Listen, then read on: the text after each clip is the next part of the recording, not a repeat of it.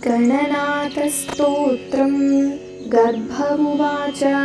नमस्ते गणनाथाय ब्रह्मणे ब्रह्मरूपिणे अनाथनां प्रणाथाय विघ्नेशाय नमो नमः। ज्येष्ठराजाय देवाय देवदेवेशमूर्तये अनादये परेशाय चादिपूज्याय ते नमः। सर्वपूज्याय सर्वेषां सर्वरूपाय ते नमः। सर्वादये परब्रह्मन् सर्वेशाय नमो नमः।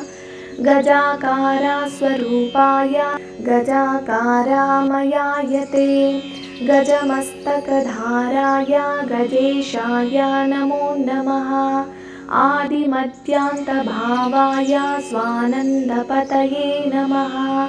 आदिमध्यान्तहीनाय त्वादिमध्यान्तगाय ते सिद्धिबुद्धिप्रदात्रे चे सिद्धिबुद्धिविहारिणे सिद्धिबुद्धिमयायैव ब्रह्मेशाय नमो नमः। शिवाय शक्तये चैव विष्णवे भानुरूपिणे मायिना मायया नाथ मोहदाय नमो नमः। किं स्तौमि त्वां गणाधीश यत्र वेदादयो परे योगिना शान्तिमापन्ना अतस्त्वां प्रणमाम्यहम्। रक्ष मां गर्भदुःखात्त्वं त्वामेव शरणागतं जन्ममृत्युविहीनं वै कुरुष्व ते पदप्रियम्।